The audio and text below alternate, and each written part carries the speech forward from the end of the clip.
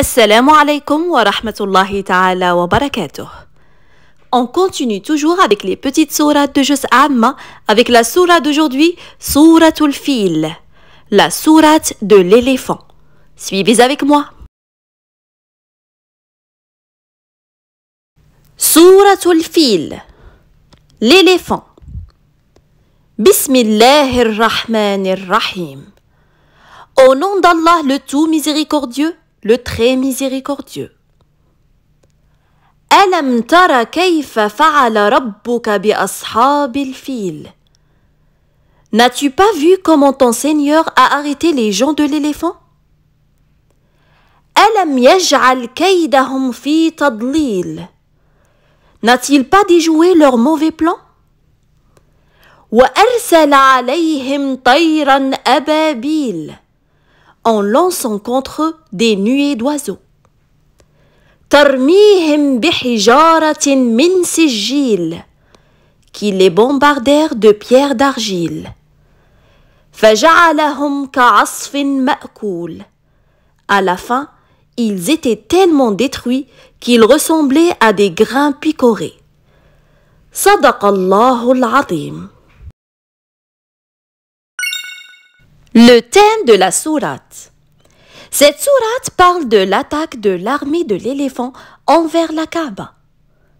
Mais Allah a protégé sa maison et il a détruit cette armée. Les gens de l'éléphant.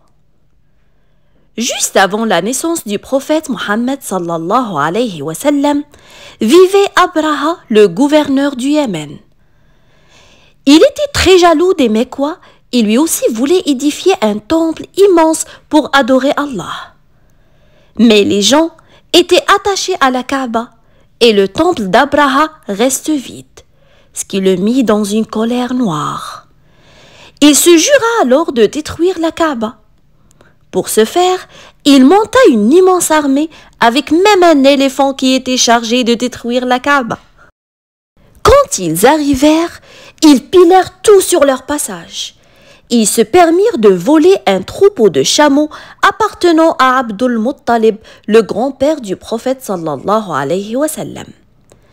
Ce dernier était le chef des Quraysh et il savait qu'ils n'étaient pas assez nombreux pour vaincre l'armée d'Abraha.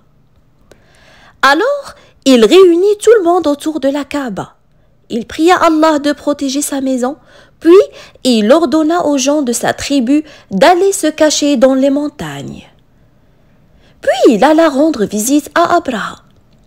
Il lui dit: « Je viens te voir pour que tu me rendes mes chameaux. » Abraha était impressionné car toute l'Arabie connaissait et craignait Abdul Muttalib. Mais voilà que l'un qu'il craignait lui demandait uniquement ses chameaux. « Comment cela? Tu ne viens que pour tes chameaux et tu ne t'occupes même pas de la Kaaba? Ne cherches-tu pas à la protéger? » Abdul Muttalib répondit avec fierté: « Je suis le maître de mes chameaux et je m'occupe de mes chameaux.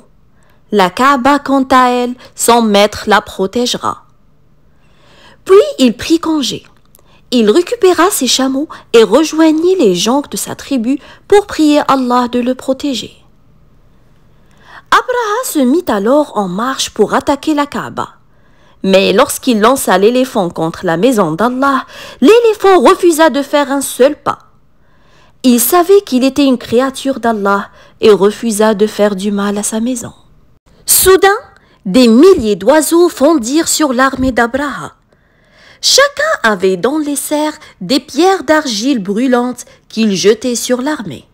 Chaque fois qu'une pierre touchait un soldat, celui-ci mourait sur le coup.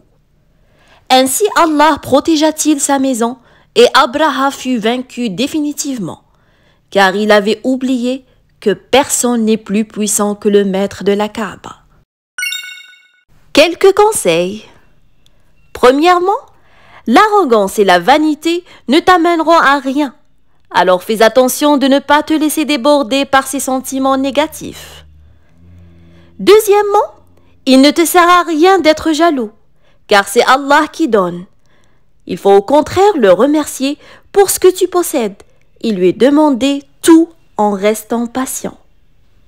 Et finalement, Si tu restes proche d'Allah par la prière et la confiance en lui, il t'aidera sans nul doute.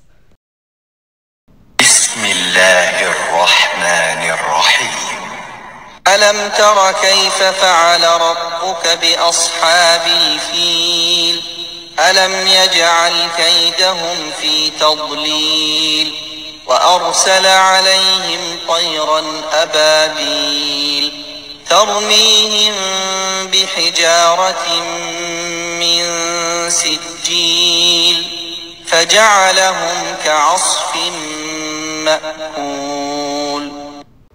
صدق الله العلي العظيم.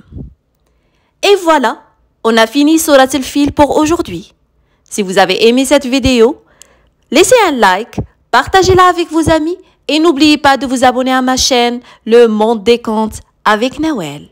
Wassalamu alaikum wa rahmatullahi ta'ala wa barakatuh.